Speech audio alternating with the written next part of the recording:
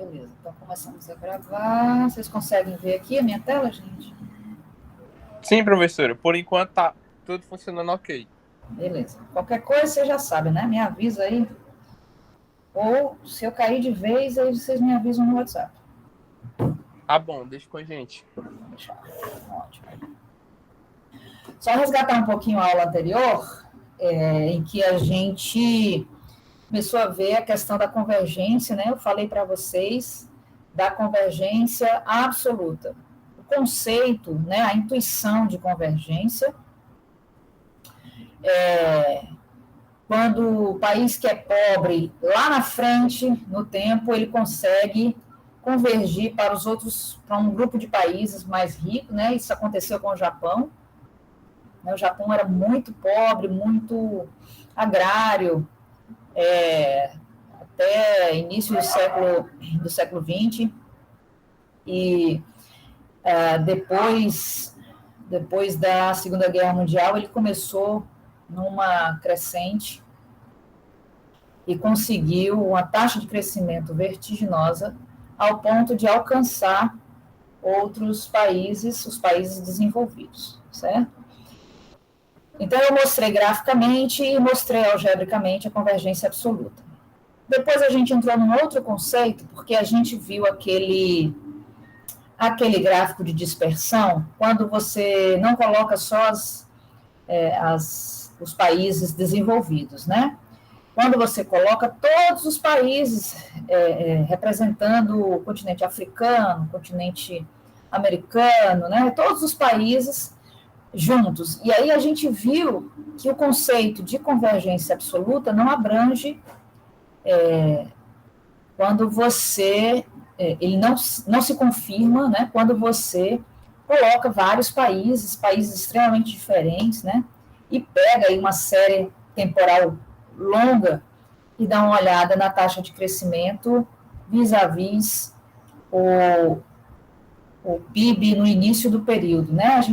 Eu já falei para vocês que essa taxa de crescimento tem que ter uma relação negativa, né? Então, um país muito pobre no início do período, geralmente é para ter uma taxa de crescimento alta, um país muito rico é para ter uma taxa de crescimento mais baixa, para poder a gente dizer que tem convergência. E aí a gente entrou com outro conceito, que é o conceito de convergência condicional. E aí entra um aspecto que é cada país tem o seu próprio estado estacionário, o que era diferente na convergência absoluta. Na convergência absoluta, os países eram iguais em vários parâmetros, a única coisa de diferente é que um era mais pobre do que o outro. Então, eles tinham o mesmo estado estacionário, estavam convergindo para aquele estado estacionário.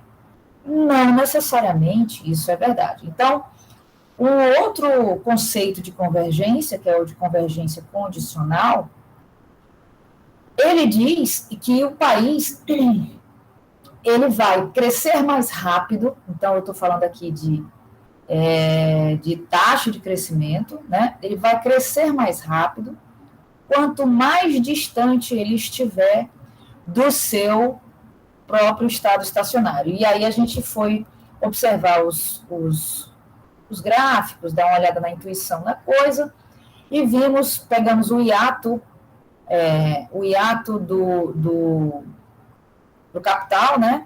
Quer dizer, o quanto falta para eu chegar no meu estado estacionário calculado, né? Quanto falta para eu chegar no meu estado estacionário. Isso é o hiato do capital. Ou do produto, enfim, pode fazer essa análise com capital ou com produto. E aí sim, observou-se uma convergência, mostrando que quanto mais distante do meu estado estacionário, quanto maior o hiato, né, mais rápido eu cresço, maior a taxa de crescimento média para o período. Tá? Isso foi mostrado no gráfico, esse gráfico aqui. Tá? Aqui é o hiato, ou desvio, né? Opa, peraí, deixa eu... Só um instantinho. Professora? Oi. Eu tinha uma coisa que eu tinha lembrado para lhe dizer, eu esqueci. Você deixa fixado a sua tela da apresentação no Meet? Não Não sabe o sei. que é? Não sei o que é isso. Quando você bota o seu mouse aí em cima da telinha, vai aparecer três opções. Aparece quando você bota em cima da sua tela no Meet, no próprio Meet. Deixa eu olhar lá no Meet, né? É porque como ela não está fixada em algumas outras aulas, ela fica alternando entre sua câmera e a tela da apresentação. Às vezes passa muito tempo só na sua câmera sem mostrar a apresentação, entendeu? Na gravação, por causa dessa. Isso é na Não, configuração? é aí. É só você botar o mouse em cima da sua própria tela, não precisa abrir uma configuração, não. Isso aí, Eu acho ó. que não. Tá fixado. Tá fixado. Tá fixado. É só esse negócio aí mesmo, professor. Aí você fixa, pode botar pra fixar de novo. É porque antes não, eu acho que não tava. Ah, Ó, é isso aí mesmo. Acho que antes não tava, aí tava trocando, sabe? ah. É só apertar aí mesmo, pronto, sim. É que, tipo, na última aula, acho que foi na aula 6, na aula 5, ficou muito tempo trocando pra sua câmera, sabe? Aí você tava, Estranho tipo, isso. falando dos cálculos e Aí não dava fica pra tipo um acompanhar. podcast. Vocês perderam o cálculo. Estranho, porque o, o principal aqui, o ator principal é o slide, né? Não sou eu. Pois é, o Meet tem dessas. Mas sempre, eu nunca mexi nisso aqui, então sempre teve fixado, entendeu? Então, provavelmente foi algum bug, não sei. Porque Pode realmente ser. nas outras não tinha acontecido. Mas era só pra lembrar mesmo, porque vai que não tava, né? Vamos torcer para que essa daqui fique tudo bem, porque eu tenho ainda um modelo para passar para vocês, que é o modelo de Harold Doma, hoje. Então, é bom que vocês estejam, né, vendo o modelo ser destrinchado. É um modelo fácil também, então. Mas, enfim, aqui a gente viu na aula passada o desvio, acho que foi a última tela que a gente viu, o desvio para o estado estacionário, né? A distância que o país está em um dado momento, no caso aqui fixado em 1960, certo? Pegaram aqui é o crescimento do PIB per capita, então pegaram o PIB per capita, aqui a avaliação é em torno do PIB per capita, né? Para mostrar a convergência. Pegaram o PIB em 1960 de cada país, só para vocês entenderem como é que é construído isso aqui. O PIB de 1960, calcularam o estado estacionário para cada um dos países, fizeram a diferença entre os logaritmos desses dois valores, certo? A diferença do logaritmo. Por isso que tem aqui alguns valores negativos e são valores tão baixos, porque é o logaritmo. Só um instante. Tá? Então, aí acharam um determinado valor de desvio do estado estacionário, né? O quão distante eu estou do meu estado estacionário. E depois pegaram a taxa de crescimento do PIB per capita, né, desses países, para o período daí para frente. Pegaram 1960 a 1990. E aí plotaram num gráfico de dispersão e esse gráfico de dispersão ele tem uma tendência de relacionar negativamente essas duas variáveis, né? Quando eu pego o desvio do estado estacionário, eu estou pegando a convergência condicional, certo? Que é o segundo conceito que eu passei para vocês na aula passada. Não é a última, é a penúltima. E aqui é só um gráfico, né? Uma análise do gráfico de Solow. Na realidade, aqui é a dinâmica, né? A dinâmica de transição, porque aqui está a taxa de crescimento, né? A taxa de crescimento. Mostrando dois países, cada qual com seu próprio estado estacionário, o pobre e o rico, né? E eles têm taxas de poupança diferentes, tá? E aí a gente pode observar situações em que o rico está mais distante do seu estado estacionário, aqui está o desvio, né? O desvio, aqui está o desvio do pobre, do seu próprio estado estacionário, né? Então, o desvio é maior para o rico. E aí pode acontecer dele ter uma taxa de crescimento, que é essa distância aqui dessa seta dupla, uma taxa de crescimento maior do que o pobre. Tá? Então, a convergência condicional explica por que países pobres podem crescer a taxas menores do que países ricos. Tá? Esse conceito abarca esse tipo de situação. E eu parei exatamente aqui na comprovação algébrica da convergência condicional, certo? Aqui a gente tem, pessoal, aquela mesma equação de acumulação do capital, em termos per capita efetivo, e aí eu transformei em taxa de crescimento, só dividi por K, casinho tio, né, de um lado e do outro, e a gente obtém essa equação que eu já venho trabalhando com ela há algum tempo, vocês já estão experientes nela, né?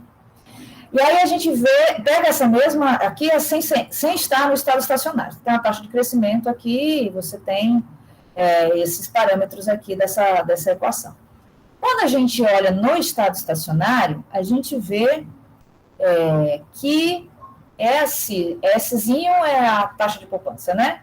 E o produto médio do capital se iguala a esse desgaste do capital, né? Dado pela taxa de crescimento da população, a taxa de crescimento tecnológico e a depreciação. Né? Quando a gente observa esse estado estacionário, eu posso isolar aqui a taxa de poupança de tal forma que a gente, é só botar o F, né, o produto, dividindo e o capital per capita efetivo, multiplicando aqui o neta GD, né?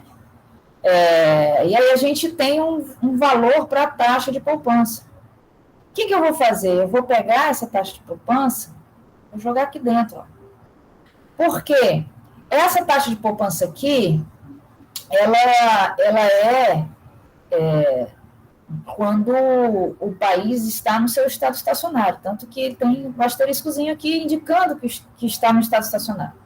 Mas a taxa de poupança é essa mesma, né? Estando no estado estacionário ou não, a taxa de poupança é a mesma.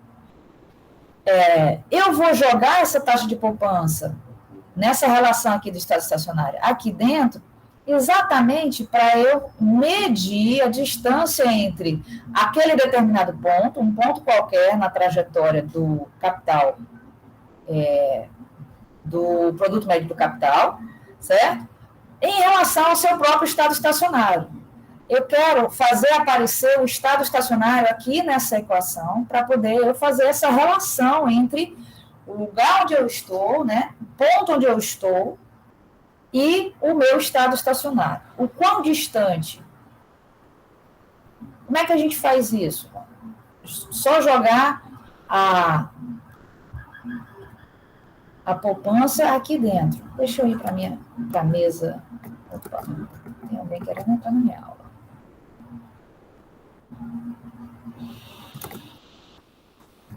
Pronto. Aí a gente...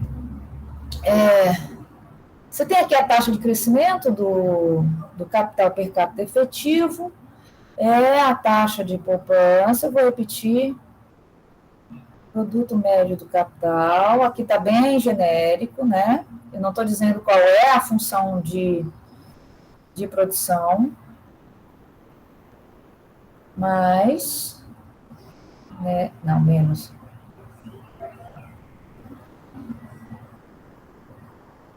Menos neta mais G mais D, né? E quem é essa taxa de poupança no estado estacionário? Essa relação aqui, ó, neta mais G mais D, o K no estado estacionário, dividido por F, também do estado estacionário. Se eu jogar esse S aqui dentro, a gente vai obter, vamos lá, F de K. Isso aqui está multiplicando quem? S, né? Eu vou escrever S aqui. Ó.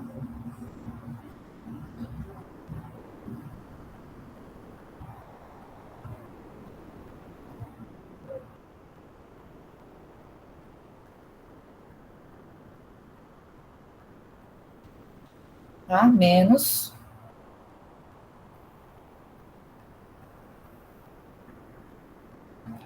O que eu fiz agora? Eu vou colocar essa partezinha aqui, ó, neta mais G mais D, que aparece aqui na primeira expressão e aparece na segunda. Vou colocar em evidência. Tá? Colocando em evidência, a gente tem aqui neta mais G mais D, que multiplica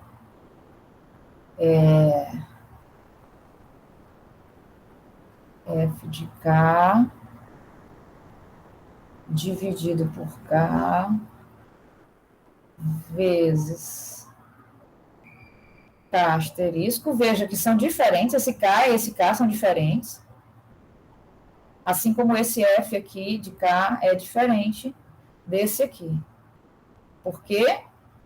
Esses aqui estão no estado estacionário. Esse aqui pode ser em qualquer ponto do tempo. Tá? Ai, fechei. Não é para fechar. Peraí.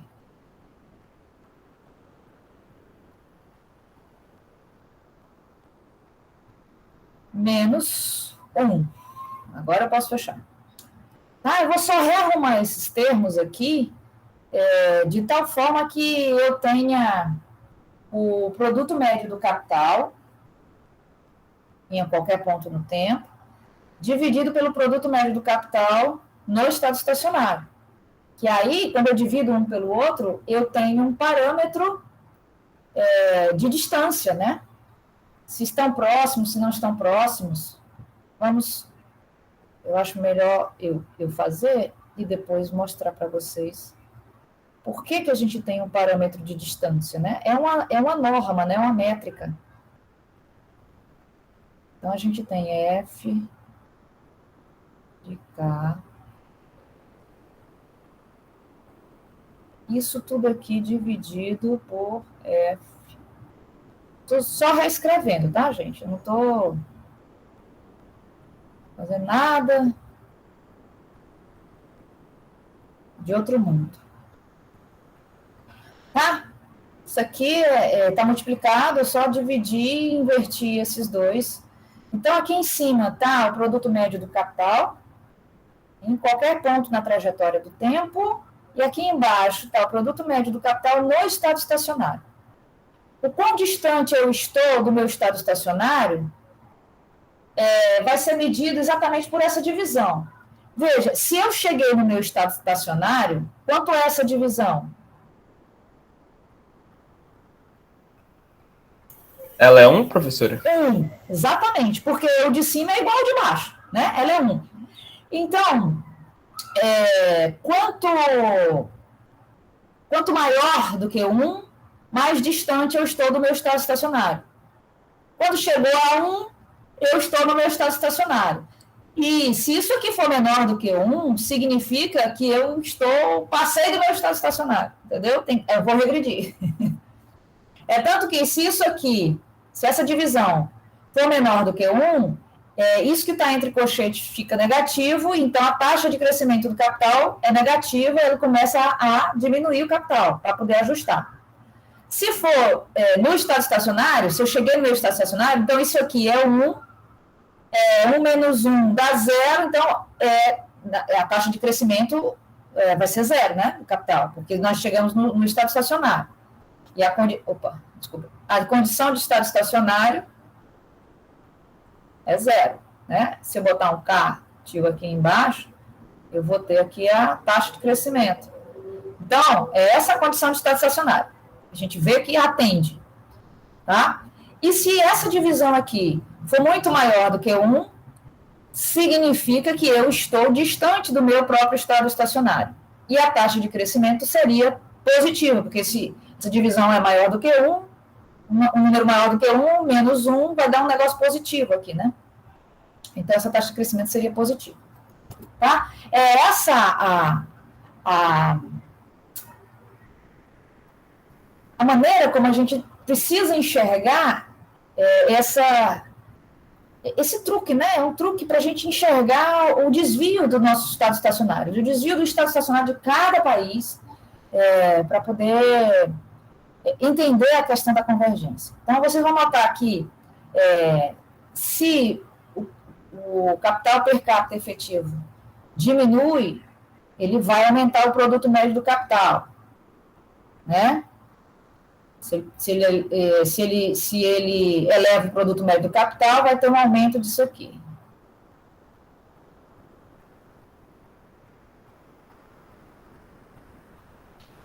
Essa redução, ela vai ser relativa ao seu estado estacionário, isso aqui eu já meio que expliquei para vocês, né? Toda a relação entre essa parte do numerador com o denominador, né?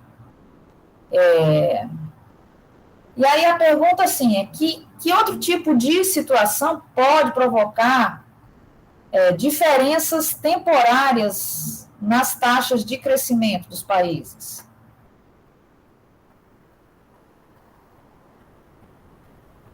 Já tem mais 2 coisas para ver.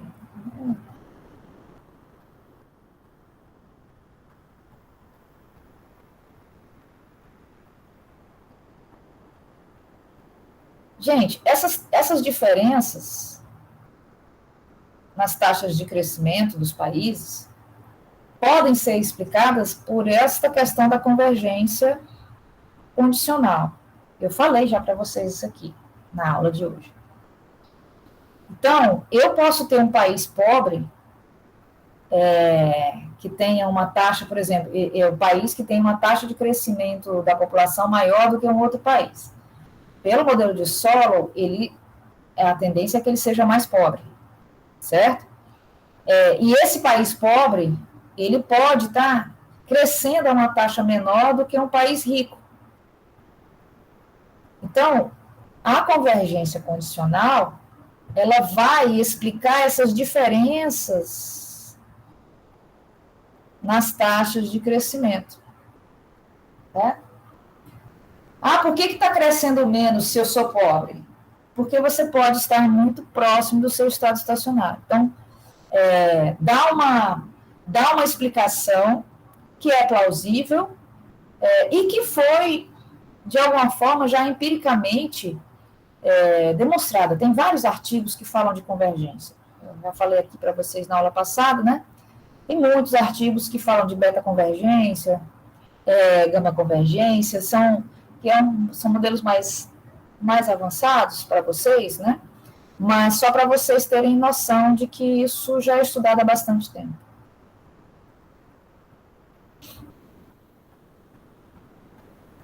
Antes da gente entrar no modelo de Harold e Doma...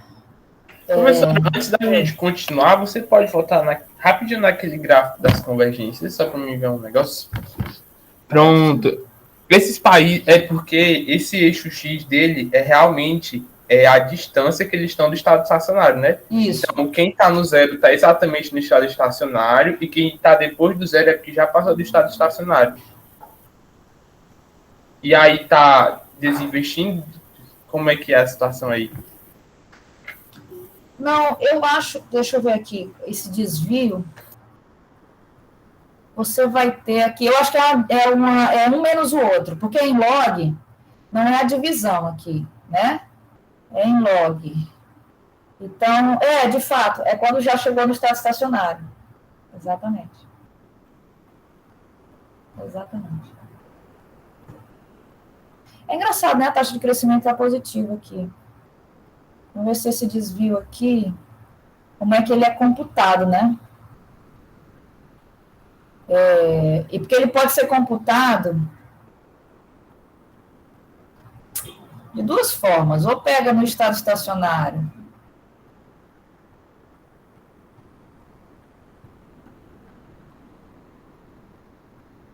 No caso é o Y, tá? É o Y. E diminui do PIB, PIB per capita, não é efetivo, tá? Esqueçam esse tio em cima. PIB per capita. E diminui.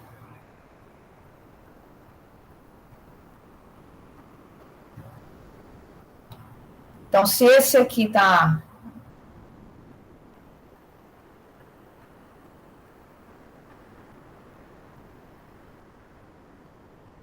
pegando a norma, deixa eu só, estou pensando aqui como é que ele está fazendo esse desvio, né?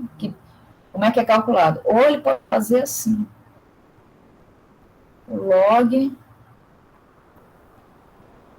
o y menos o log no estado estacionário. Pegar a norma.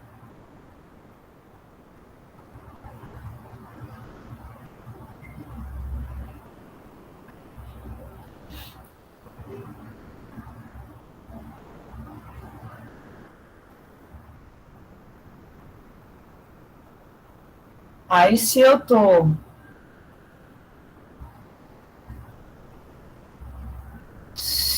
com o y maior do que... tá certo, ó, é essa norma aqui, ó. É essa norma aqui. Porque se isso aqui está maior do que o do estado estacionário, é sinal de que isso aqui é positivo, né? Eu estou além do meu estado estacionário, então isso aqui é positivo. E se eu estou com y menor do que o meu estado estacionário, isso aqui vai ser negativo. Então, eu vou crescer mais rápido. E aqui no zero, exatamente em cima do estado estacionário, exatamente.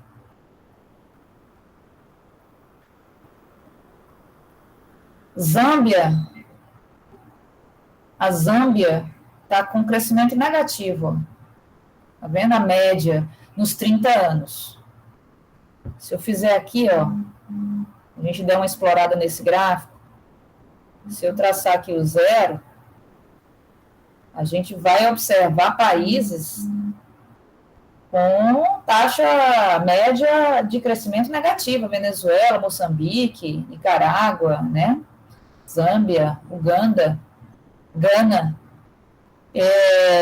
Então, são países que estão encolhendo para voltar para o seu estado estacionário.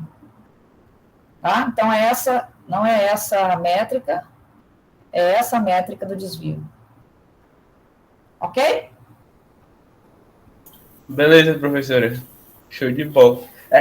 Acho que até é meio triste a gente ver, né, que o país ele é tão pobre, ele já passou do estado estacionário dele numa situação dessa. Tem alguns artigos, sabe, que falam da armadilha da pobreza. Vocês já ouviram falar da armadilha da pobreza? Que eu lembro, não. Não. São modelos da década de 90 que vão observar a questão do estado estacionário, e eles observam que o país, porque a gente trabalha aqui com um único estado estacionário, né? Ele existe e é único. Mas não necessariamente isso é verdade. Você pode ter 2 estados estacionários, né? Em 2 momentos, né? Um estado estacionário em que você é mais pobre. Então, você teria como se fosse um ponto atrator para aquele estado estacionário, e depois que você consegue se livrar dessa região atratora, vamos dizer assim, que você tem um buraco negro sugando ali, você consegue se livrar dessa região, você consegue enriquecer ao ponto de passar de um determinado ponto de capital ou de PIB per capita, você vai para outro estado estacionário, que é um estado estacionário que você está em condições melhores e tal. Então, essa que é a armadilha da pobreza. Quer dizer, você tem 2 estados estacionários, um em que você é pobre, outro que você já passou dessa fase da pobreza, e o país ele precisa trabalhar suas instituições de tal forma que ele consiga se livrar desse buraco negro que ele está sendo convergido para lá, entendeu? E existem modelos que tratam disso aí, certo? A armadilha da pobreza. Então, geralmente são muito pobres mesmo, né? Muito pobres. Zâmbia, Uganda sempre foram países bem problemáticos. E se você observar a história desse país, você vai observar uma história de constantes guerras civis, né? De conflitos, de incertezas políticas, uma história de um país que era colônia de países ricos. Então, são países que ficaram independentes não tem muitos anos. Assim, é uma história bem, bem complicada, bem complexa em termos de instituições mesmo, certo? E aí isso pode gerar essa questão do ponto atrator para a pobreza, né? Para um estado de pobreza que eles não conseguem sair daquilo ali, porque as suas instituições são repetidamente as mesmas de quando estavam lá sendo colônia e os conflitos, enfim, não conseguem se estruturar, infelizmente.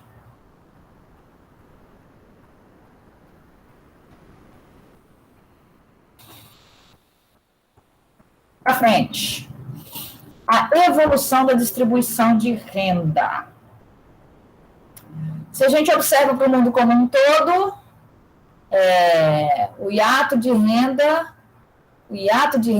é a diferença de renda entre os países. Não diminui ao longo do tempo. Então, esse gráfico aqui, o que ele está mostrando? O que pegaram aqui no eixo Y? Que é ao longo do tempo, né, para mostrar que é uma coisa que meio que é cíclica, ó, se repete, você não sai muito dessa faixa aqui, ó, 35, 25. Você não sai dessa faixa. O que é observado aqui nesse gráfico?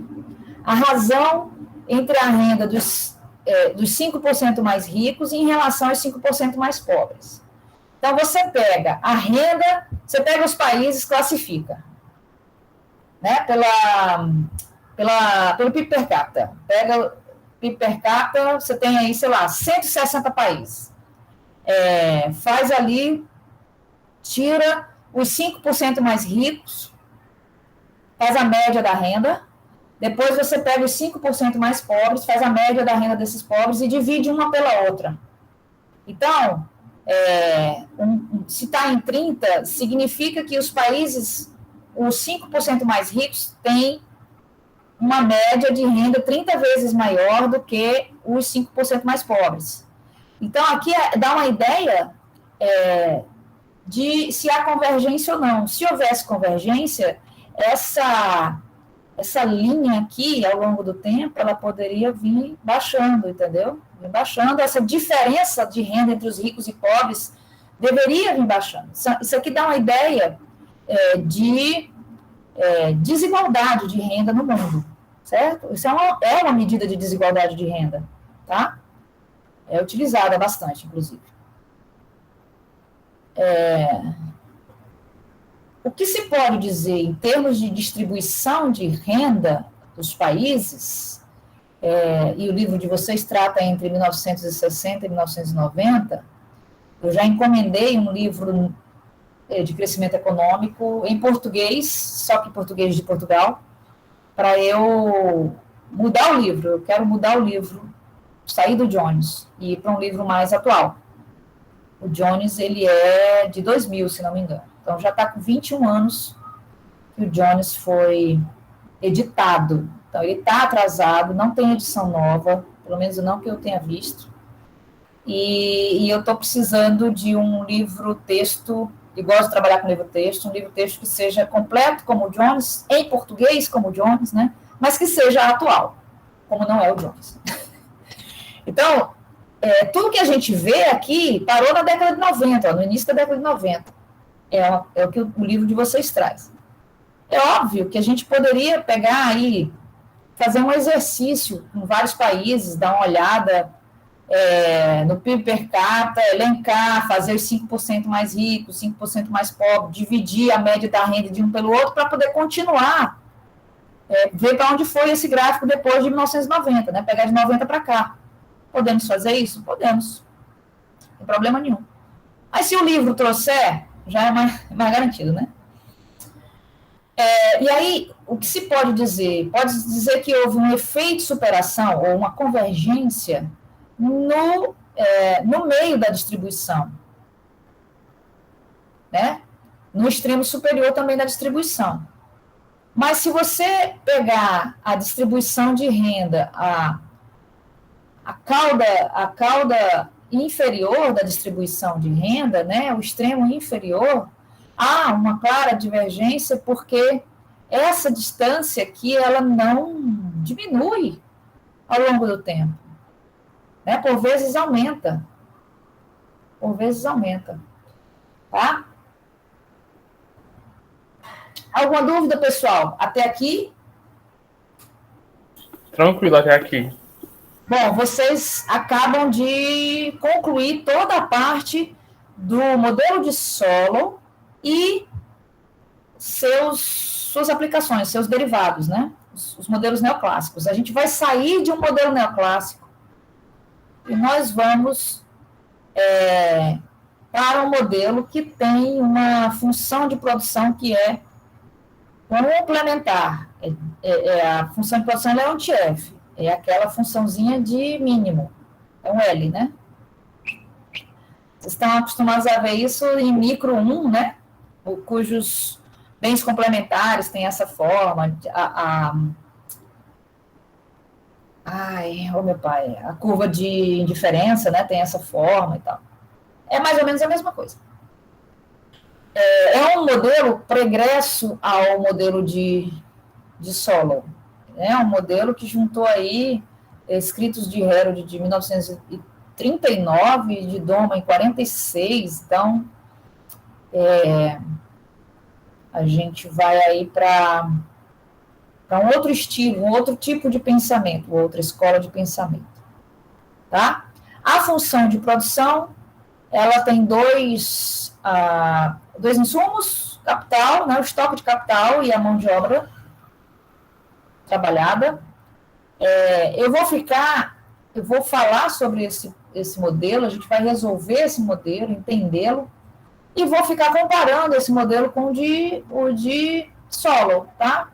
Ele tem as suas várias diferenças e a explicação, a conclusão desse modelo é bem diferente da conclusão do modelo de Solow, enfim. Essa função de produção do PIB, aqui é o PIB, né? Ela é uma função mínimo. Aqui o A e o B são constantes positivas, né? E aí, como a função de produção assume o mínimo entre essas duas quantidades aqui, esses dois insumos empregados, a gente pode dizer que se AK igual a BL, sendo A e B constantes positivas nesse modelo, se eles são iguais, então a função de produção, PIB, ele vai empregar plenamente trabalhadores e máquinas. Trabalhadores e máquinas. Vai empregar plenamente. Tá? Se a gente tiver mais capital do que mão de obra, vai pegar o mínimo, né? Então, vai valer, a minha função de produção vai ser BL. Quanto de capital vai ser empregado? Vai ser empregado até o ponto em que AK é igual a BL.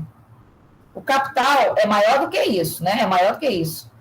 Mas o capital que vai ser utilizado nessa função de produção vai ser este.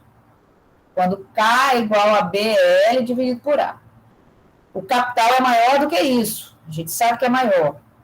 Mas só vai ser utilizado isso aqui. Significa que vai ter capital ocioso.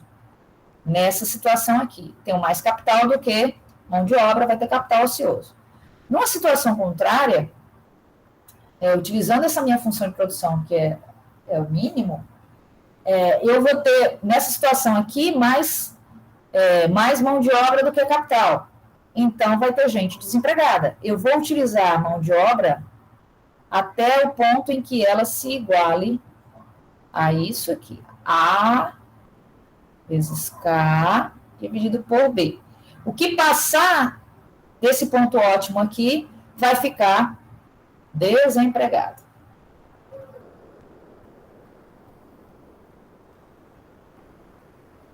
Aqui é a primeira grande diferença, né, entre o modelo de Herold-Doma e o modelo de Solow. Em Herold-Doma não há substituição entre capital e trabalho. Então, máquinas não podem substituir gente. E gente não pode substituir máquina. Você não tem função, dentro da tua função de produção, você não tem uma... falei agora há pouco, meu pai é eterno. Só quer dizer curva de nível, mas curva de nível é na engenharia. Curva de diferença. Curva de indiferença, obrigada. Uma curva de indiferença que tenha essa cara aqui. Não vai ter. Tá? Porque não, aqui é quando você tem um grau de substituição entre capital e trabalho. Nesse modelo de Herold-Doma não existe isso aqui. Não existe. Então, você não vai ter substituição entre capital e trabalho. Isso aqui vai levar a previsões de que sempre vai ter alguma coisa de ruim acontecendo, né? O capitalismo vai trazer sempre ou uma ociosidade das máquinas ou o povo desempregado, né? Por quê? Porque é muito difícil uma situação, esse A e esse B pode ser qualquer coisa, né? São parâmetros daquela economia. E por que eles, multiplicados pelos respectivos insumos, eles vão ser iguais? Então, isso aqui acontece só uma grande coincidência. Né? Então, em geral, esse modelo traz péssimas notícias para a economia. Quando a gente pega aquela função de produção e faz em termos per capita, né, a gente saiu do PIB e foi para o PIB per capita. É só, gente, dividir por L de um lado e do outro. Esse L passa aqui para dentro da função mínimo, então aqui fica casinho, e esse L corta com o L, né? Então, ele passa para dentro de cada um, né? Fica assim, ó, mínimo de AK dividido por L e BL dividido por L. Tá? Isso aqui vai embora com isso aqui, e isso aqui vira o casinho. O nosso capital para o trabalhador. Então, a nossa função de produção em termos per capita é essa daqui.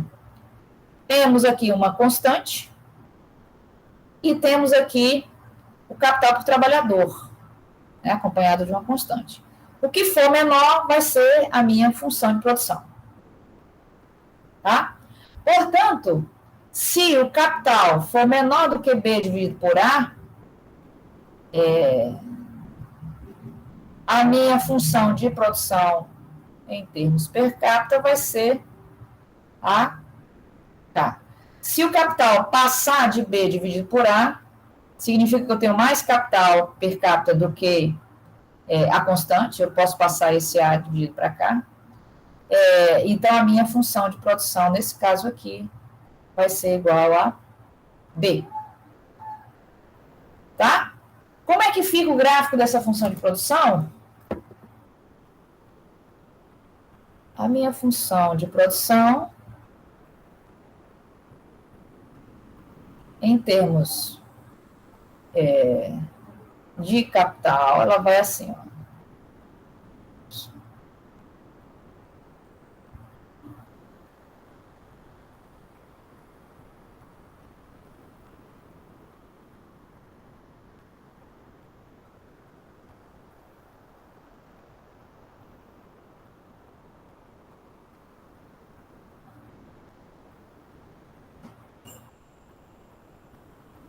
Aí aqui é B.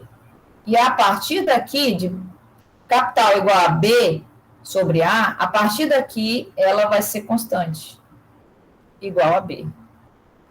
Certo? Tá mal desenhado aqui, mas isso aqui é uma reta.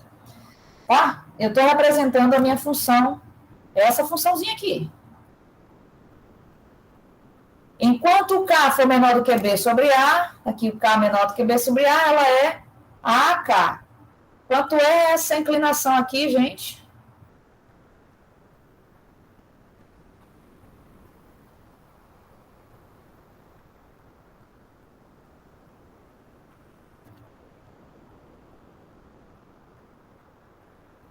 Oi, professora, você pode repetir? Estava desenhando um gráfico. Quanto é essa inclinação? Que ângulo é esse? Só bater no olho assim, 45. Ai, meu povo. É A. É A, tá aí.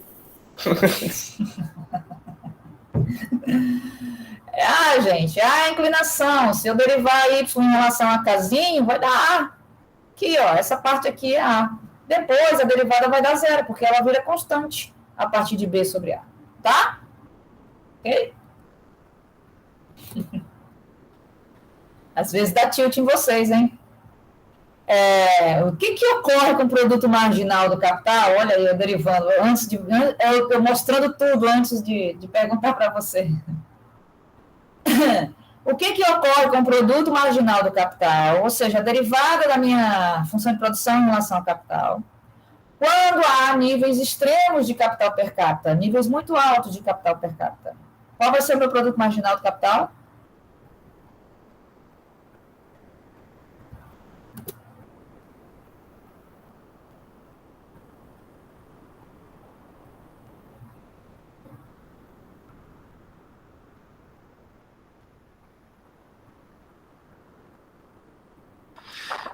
Foi beber água, professor. Perdi aí o fio da meada.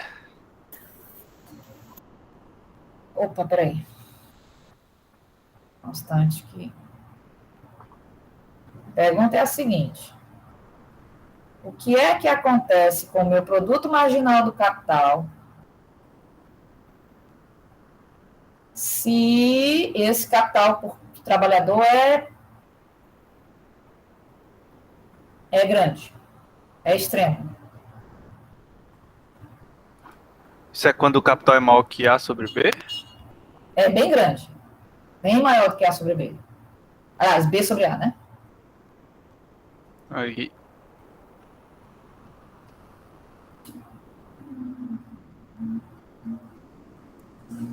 O que acontece com o produto marginal do capital?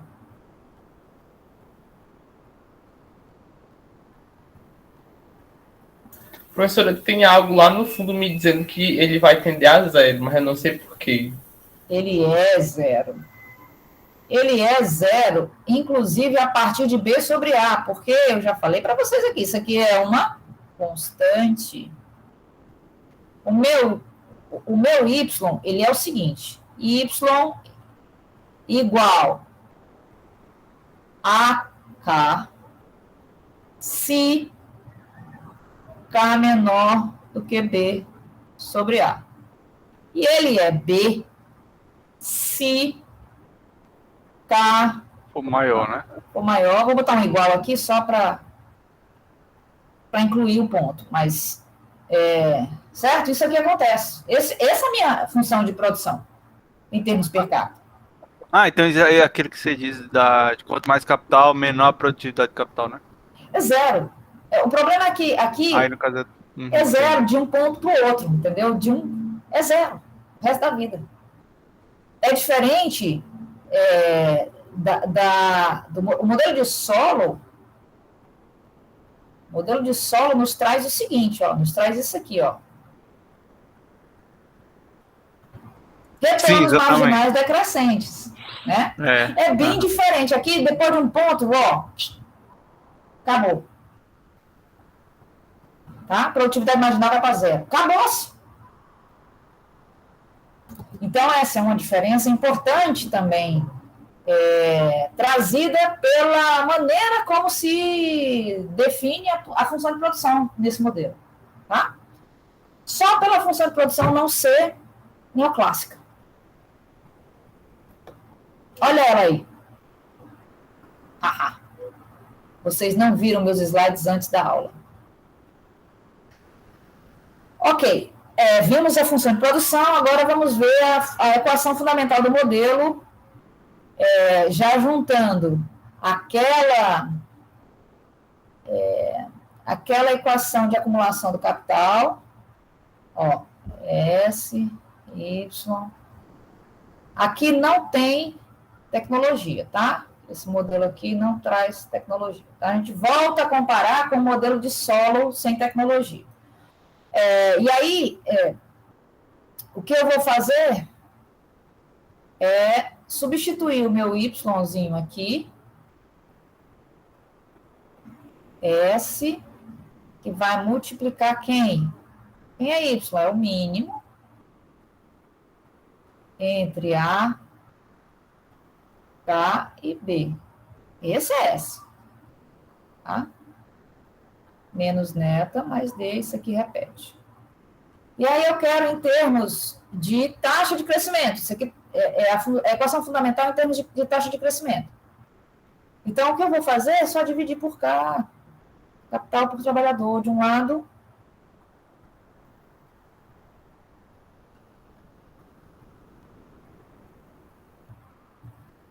Aqui tem o capital. É por isso que eu estou achando estranho, né? Aqui tem o capital. De um lado e do outro. Tá? Aqui, à esquerda, fica a taxa de crescimento do capital do trabalhador, né? Taxa de crescimento dele. Isso aqui corta. E aí a gente obtém precisamente isso aqui, ó.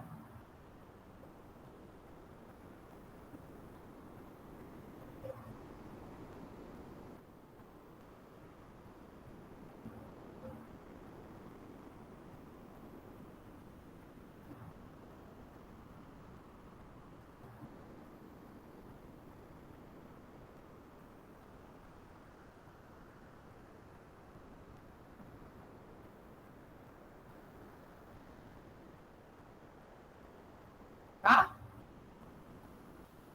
Então, para uma parte, isso aqui é o nosso produto médio do capital.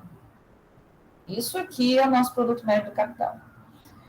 Porque eu peguei a função de produção, que é essa parte toda aqui, e dividi pelo capital. Então, virou o produto médio do capital. Certo? Então,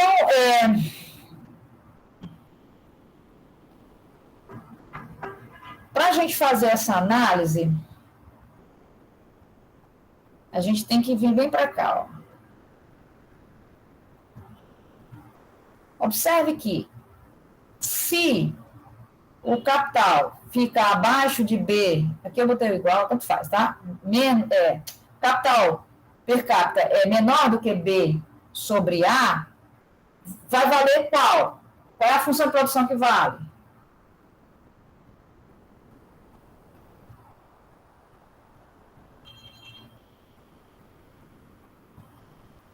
Qual é a cara da minha função de produção? Quando o casinho é menor do que B sobre A. Professor, eu estou perdido. Onde é que a gente tem que olhar agora? Aqui para a função de produção, essa parte no numerador aqui, ó. Essa é a função de produção. Deixa eu reescrevê-la. Para vocês não ficarem tão perdidos.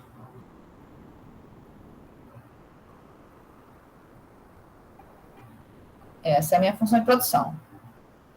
Se K menor do que B sobre A, vale isso aqui, a função de produção.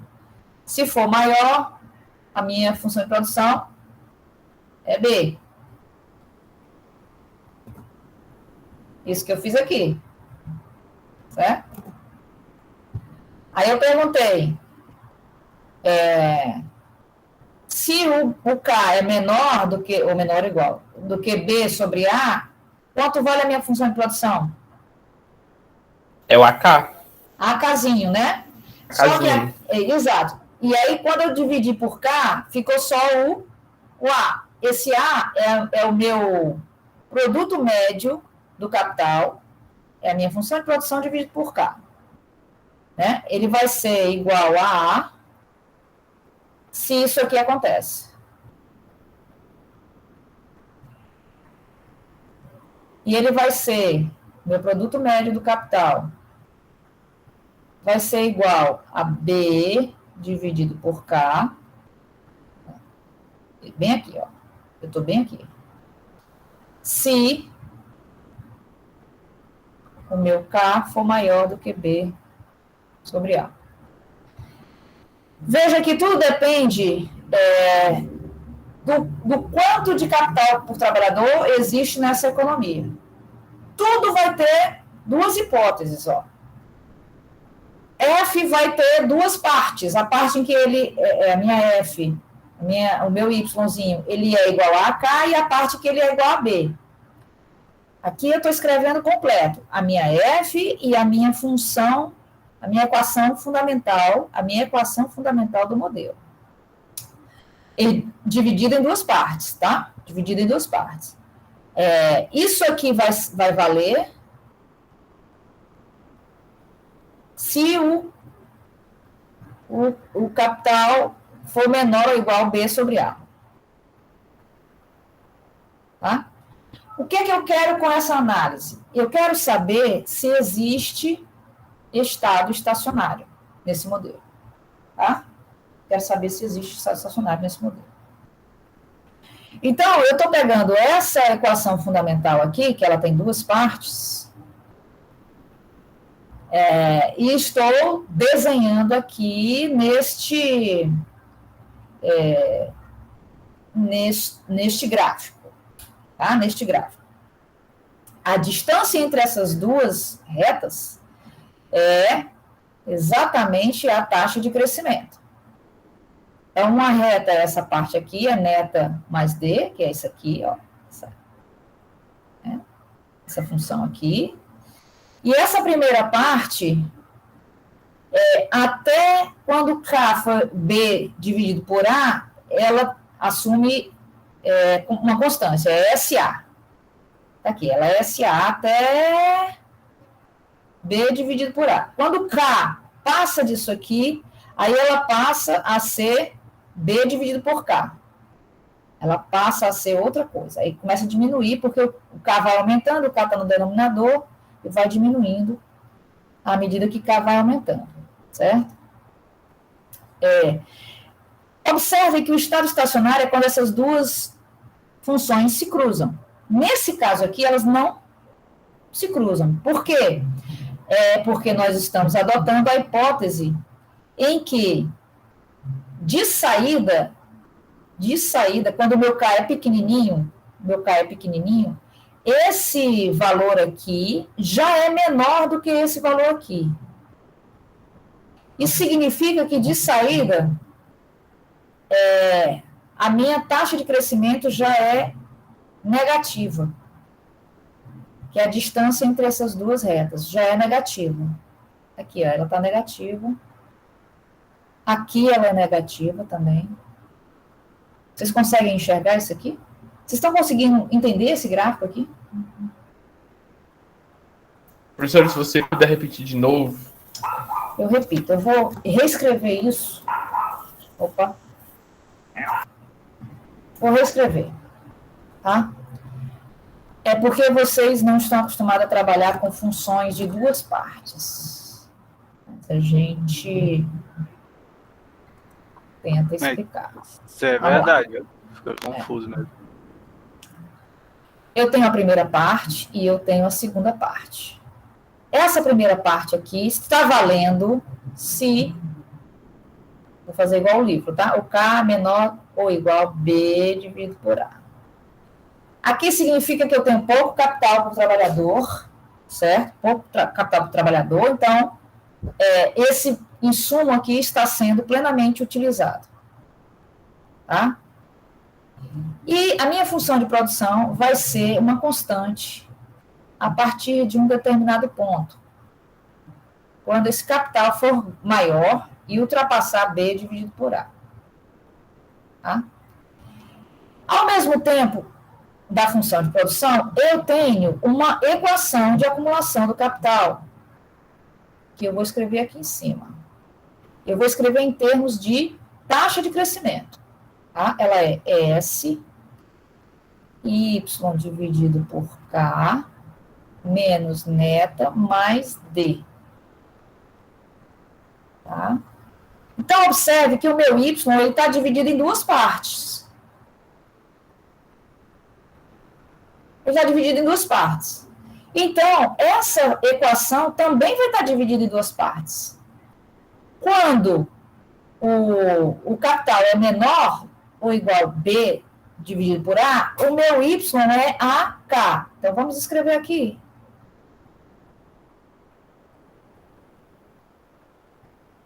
S, quem é Y?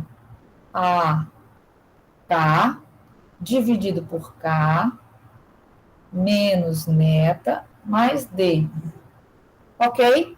O que nos dá... Eu vou botar aqui em termos de taxa de crescimento, que você já sabe que é SA, porque esse K vai embora com esse K, menos neta, mais D. Pronto, foi. Tá? Agora, quando o K vai crescendo, o capital do trabalhador vai crescendo e ultrapassa aquele limite desse modelo, que no caso é B dividido por A minha função de produção passa a ser outra, ela passa a ser B. Então, eu tenho que botar a outra parte, né? São duas partes aqui. A primeira parte eu já fiz. S. Quem é o meu Y agora? Meu Y é B. Isso está dividido por K. Menos neta mais D. Certo? Que é exatamente o que a gente tem aqui. Tá? Eu quero saber se existe estado estacionário. Tá? Então, eu vou fazer a relação dessa primeira parte aqui, com N neta mais D, né? Quando o K ponto é igual a zero. Eu tenho duas possibilidades. Ó, eu vou desenhar o neta mais D aqui. Esse aqui é o meu neta mais D.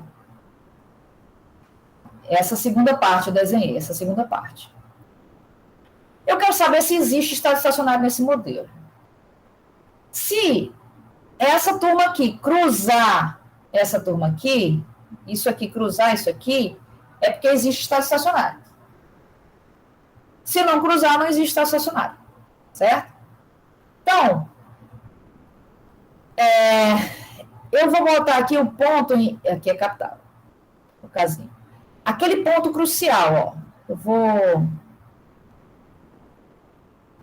estabelecê-lo aqui. Aquele ponto em que eu tenho B dividido por A, que é quem manda em tudo aqui, ó, tá vendo? Tudo é relacionado a ele. Então, eu tenho o capital antes de B sobre A e depois de B sobre A. Como isso aqui é uma constante, tanto faz, né? Ela fica igual. O que muda? Muda... Bom, antes de B sobre A, eu tenho quem? SA. É essa a avaliação que eu preciso saber. Gente, S é um parâmetro, A é outro parâmetro, neta é outro parâmetro e D é outro parâmetro. Como é que eu vou saber se isso aqui é maior do que isso aqui? Pode ser menor, não pode? Pode. Isso aqui é uma constante. Se eu desenhar essa constante aqui embaixo, ó. Bom, só posso desenhar até aqui, né? Porque isso aqui só vale até o ponto B dividido por A. E eu chamo isso aqui de SA. SA. Eu já estou começando com essa parte menor do que essa parte.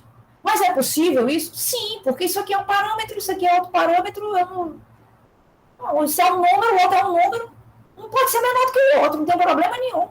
Não tem nada que diga que isso aqui precisa ser maior do que isso aqui. Não tem regra ditando isso aí. Então, se eu começo com um investimento bruto menor do que o desgaste do investimento, eu já começo com uma taxa de crescimento negativa. Isso aqui já é menor do que zero. Aqui, ó, menor do que zero. Isso aqui está abaixo disso aqui.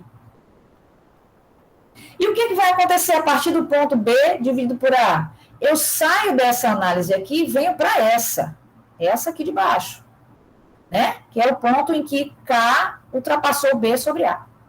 Nesse ponto aqui, o que vai acontecer? Esse aqui é meu investimento bruto. Ora, à medida que o K vai aumentando, isso aqui vai diminuir mais ainda. Pode tender a zero, né? Exato. Aí, ó, isso vem para cá. Tá vendo? Nesse ponto aqui. Então, na hipótese, vou botar a hipótese 1, de SA ser menor do que neta mais D, então, não existe estado estacionário nesse modelo. Repararam aqui? Não se cruzam. Em momento nenhum. Agora, se a gente tem uma outra hipótese, vamos botar a hipótese 2, em que SA é maior do que neta mais D, aí a gente vai ter que desenhar diferente esse gráfico, né?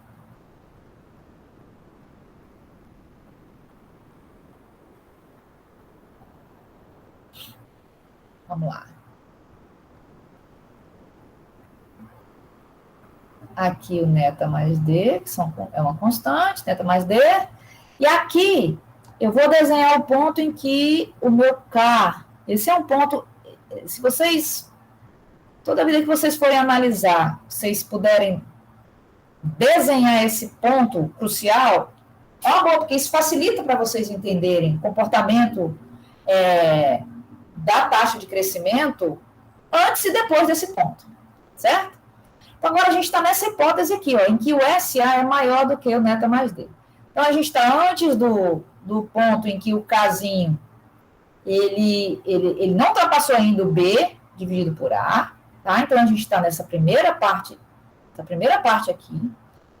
E o SA é maior do que, está acima do neta mais D. Então, eu posso desenhar aqui uma constante, ó, acima, até esse ponto aqui. Aqui é o meu SA.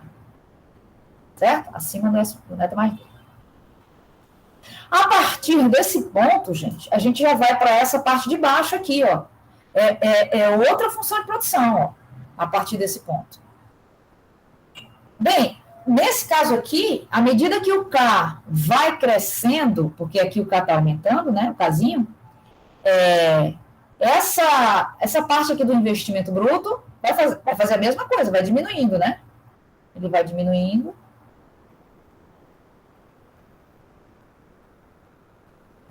Opa, bingo! Aqui eles se cruzam.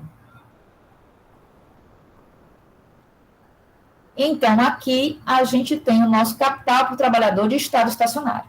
Então, o capital para o trabalhador de estado estacionário, nesse caso aqui, vai acontecer quando a minha função de produção for uma constante, ele já vai estar aqui, ó. Além do B dividido por A, né? Sempre que a gente tem essa hipótese aqui garantida. Então, quando eu perguntar para vocês numa questão sobre Herold-Doma, e tem lá na lista de vocês, eu acho que tem umas 3 ou 4 questões sobre Herold-Doma. Qual é o estado estacionário desse modelo? Vocês precisam saber se existe o estado estacionário para dizer qual é o estado estacionário. Então, vocês têm que testar essa hipótese aqui. Tá? Testar essa hipótese aqui. Pergunta: o que acontece se a gente tem uma terceira hipótese em que SA igual a neta mais D? O que acontece? A economia já está no estado estacionário? É o estado estacionário? Se SA é neta mais D. Essa economia tem infinitos estados estacionários. Concorda? Justo. Por quê? Ela tá sempre em cima, né, da linha. Toda essa parte aqui está em cima dessa linha aqui, ó, até esse ponto aqui, B dividido por A. Então, aqui a gente, né, qualquer segmento de reta, você tem infinitos pontos. Portanto, a gente tem infinitos estados estacionários quando isso aqui acontece. Perfeito? Só para vocês atentarem para isso.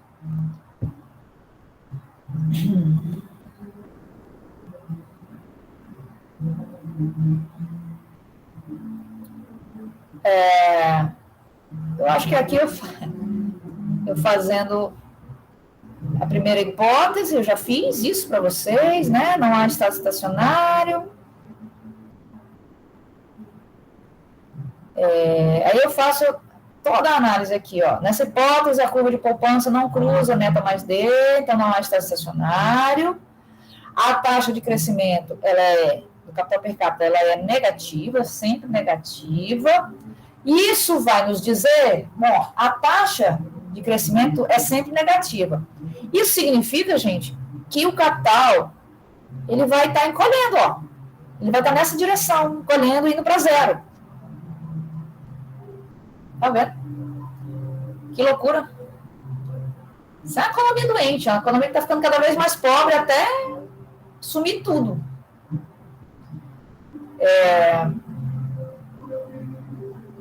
Nesse caso aqui, o resultado vai ser desemprego permanente e crescente. Ó. O capital encolhendo, você emprega as máquinas que existem, mas o capital continua encolhendo.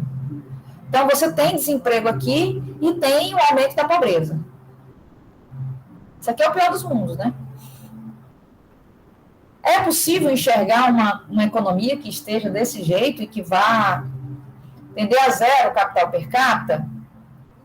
É pouco provável que isso aconteça, né? É possível que você entre em colapso, sim, é possível entrar em colapso, mas ao ponto de não ter consumo, vai morrer todo mundo.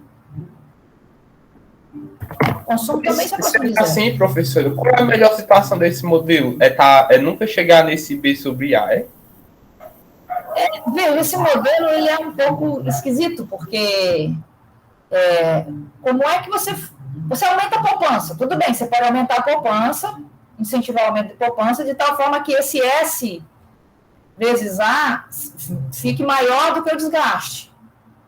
Certo? Pode ser isso, uma saída, mas é muito complicado você ficar atuando sobre parâmetros diretamente, né? Você não tem nenhuma variável aqui. Então, você não tem como controlar, você não tem como incentivar. É esquisito você, a partir de um determinado ponto, você não ter zero produtividade marginal do capital. É muito esquisito. Na função neoclássica, isso acontece no infinito.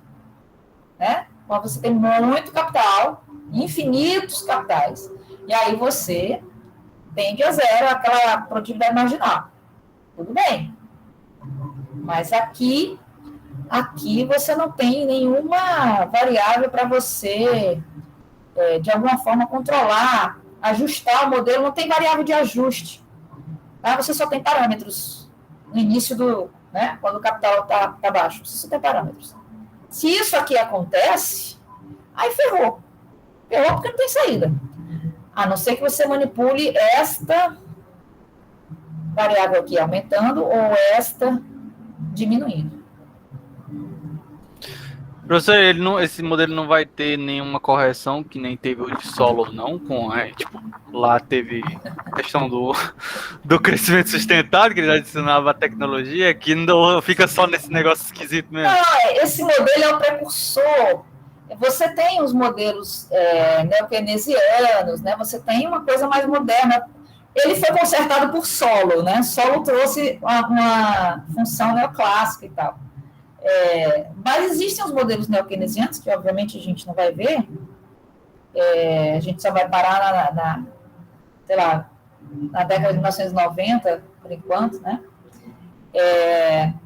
E que tem uma releitura, trazem no modelo possibilidade de crise do capitalismo, né? Porque isso aqui tentando gerar crises, né? Porque as crises existem, a gente sabe que as crises existem.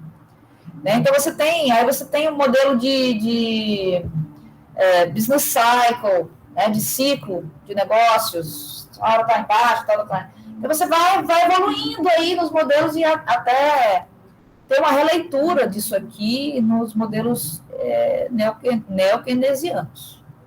Mas essa estrutura aqui, ela realmente é arcaica, ela não se mantém empiricamente, né? Não se comprova. E aí, obviamente, que quem está errado é o modelo, não é o dado, né?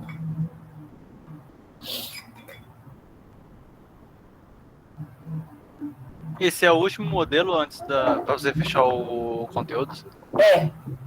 É o finalzinho aqui, a gente está nos finalmente, para fechar o conteúdo da primeira parte.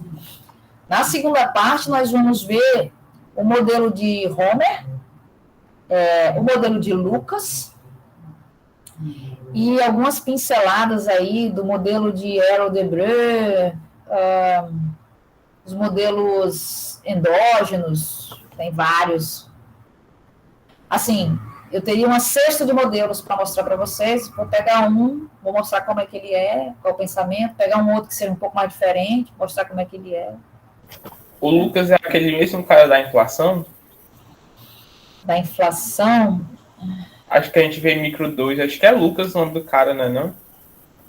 Você tem alguma parte Phillips. dele no meio. Mas acho que eles têm uma base com alguma coisa de Lucas. Tem? Enfim, devo estar variando. O Lucas trabalha muito com o capital humano. O mote dele é capital humano. Modelos macro, né? Eu não sei se ele ganhou o Nobel já. Ele era muito bem cotado para ganhar. Não sei se já ganhou. Esses caras crânios, né? Aqui, ó, a segunda parte que eu já expliquei para vocês. Falta a gente achar o estado estacionário, né? Quando a gente está nessa hipótese aqui, ó. Em que o nosso investimento bruto, ele está acima do desgaste, né? Então, você tem aí a possibilidade de aumento do capital do trabalhador. Aqui é aquele ponto que eu chamei aqui de K barra, mas esse é aquele em que ele é igual a B dividido por A, né? Esse ponto aqui é importante de desenhar. E aí você tem o encontro das duas partes da função em que não há crescimento, né? Não há taxa de crescimento, então nós estaremos aqui no estado estacionário.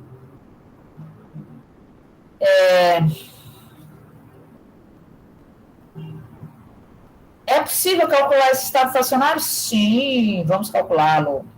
No estado estacionário, como a gente já está no ponto em que o K é maior do que B dividido por A, então sempre no estado estacionário a gente vai ter máquinas ociosas, né?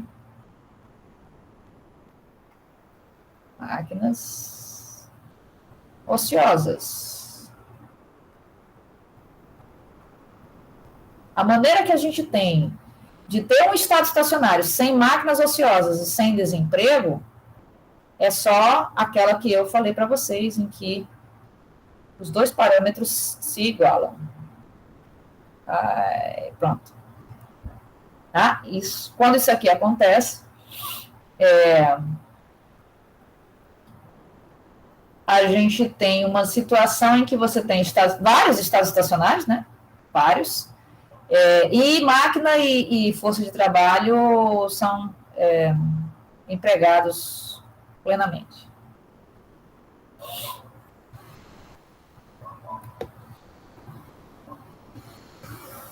Aí eu vou começar. Antes disso, vou ver aqui só. É o último. Antes disso aqui, nós vamos ver o estado estacionário, né? O estado estacionário acontece nesse ponto aqui, né? Com essa função aqui. Isso aqui é o estado estacionário. Né? O estado estacionário ocorre com isso aqui. Então, podemos calcular o estado estacionário. Supondo que a gente está na hipótese 2. Qual seria o estado estacionário? Eu vou ter que criar um espaço aqui. Espera aí. A gente está na hipótese 2.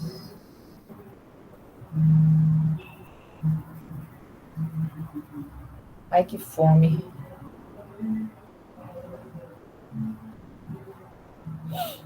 Tamo junto, professor. Eu saí do jogo, tomei um banho e vim para cá. Podia ter comido pelo menos uma bananinha. Não fiz isso. Me lasquei. Mas a gente está terminando a aula, então, tudo certo. Pronto. O estado estacionário, a condição de estado estacionário é aquela de sempre. Sabendo que você disse que a aula estava acabando, eu pensei que ainda fosse umas 7 horas. Como assim tá acabando a aula? São 10 para as 8 já, galera. A aula é boa assim, meu filho. Você nem sente o tempo passar, rapaz. Esses autoelogios são terríveis, né? Mas a gente aprende a não ligar para essas coisas. Ó, a condição de estado estacionário é esta. Né? Não há crescimento, não há taxa de crescimento, não há variação no capital, per capita, no caso. Então, a gente teria SB dividido por K igual a neta mais D. Tá? Então, o nosso estado estacionário pode ser calculado facilmente desta forma. Ok? Não está lá nos slides, mas está aqui na minha mesa. Tá? É só inverter isso aqui, trocar, né? Tá. Fazer em X. Nós temos aqui como calcular o estado estacionário da economia. Relembrando, se ele existir.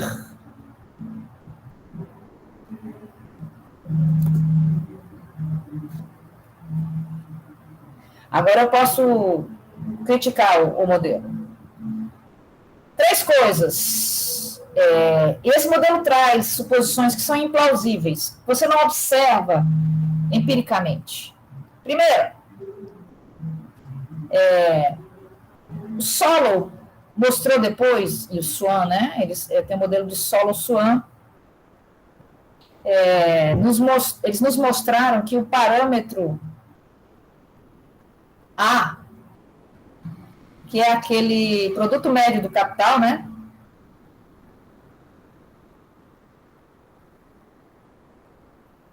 Ora, se Y é igual a K, portanto, Y dividido por K é igual a A. A é o parâmetro do produto médio do capital. Aqui é uma constante. A é uma constante. É o que é utilizado por Harold Doma. Só que Solow e Swan mostraram que o produto médio do capital, ele depende do capital. É uma função do capital. O produto médio do capital depende do capital. À medida que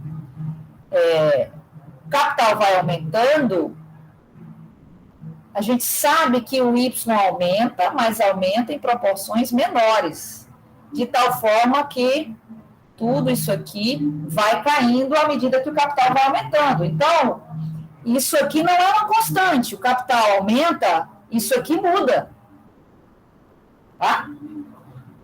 Não é uma constante. Por quê? Porque nós temos retornos marginais decrescentes. Nesse caso aqui do Harold Doma, os retornos marginais do capital per capita ou é constante ou é zero. Né? Ou é constante ou é zero. Então, é a primeira incongruência que existe entre os dados e o modelo de Harold Doma. A primeira contestação, quando pegaram esse modelo e foram aplicar. Segundo, o capital per capita, ele vai se ajustar para satisfazer esta igualdade aqui. Gente, isso aqui é o estado estacionário, né? É o estado estacionário. Veja. Essa segunda depende dessa primeira. Tá? Ela é um corolário dessa primeira. Porque eu estou dizendo que o produto médio do capital, ele é uma função do capital. Quando o capital muda, o produto médio do capital também muda. E muda no sentido contrário. O capital aumenta, o produto médio do capital diminui. O capital diminui, o produto médio do capital aumenta. Exatamente porque nós temos retornos marginais decrescentes. Tá? Então, ele se ajusta para fazer isso aqui. Para que isso aqui aconteça. Terceira crítica. A taxa de poupança, ela vai se ajustar para esta condição aqui.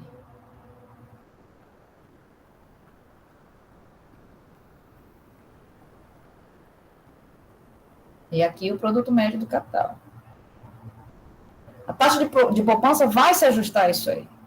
Se os agentes vão maximizar suas utilidades, por que eles iriam continuar poupando, dado que o produto marginal do capital é zero? Eu não tenho retorno nenhum. O produto marginal do capital não é no modelo de concorrência perfeita, ele não é igual aos juros, né? É o retorno do capital. Por que é que eu vou continuar poupando se de uma hora para outra esse retorno é zero?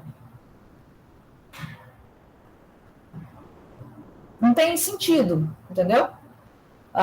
Os agentes, eles buscam maximizar suas utilidades. Não tem retorno, para que eu vou poupar? A gente só poupa porque vai receber mais amanhã. Receber o que poupou, mais o retorno do capital. O retorno do capital é zero a partir de um determinado ponto nesse modelo. Qual o sentido da pessoa continuar poupando? Nenhum. Deixaria de ter poupança assim que o K fosse maior do que o B dividido por A. Que aí o retorno marginal do capital é zero. O produto marginal do capital, desculpa. Tá? Então, são críticas do que se observou empiricamente, né? E aí, depois desse modelo, entrou aí o modelo de solo, que teve revisões, né? Como vocês já viram e sabem muito bem, trazendo o mundo neoclássico aqui para a macroeconomia, né? E se ajustando muito melhor aos dados. Ó, que maravilha! A pergunta que não quer calar. Temos meia hora e vocês podem ter dúvidas. Então, professora, tem um slide que não deu para a gente